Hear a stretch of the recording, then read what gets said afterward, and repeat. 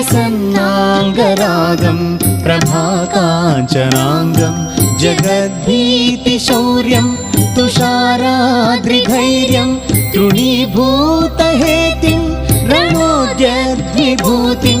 भजे वायुपुत्रं पवित्राप्तमित्रम् भजे वायुपुत्रं भजे वायुपुत्रं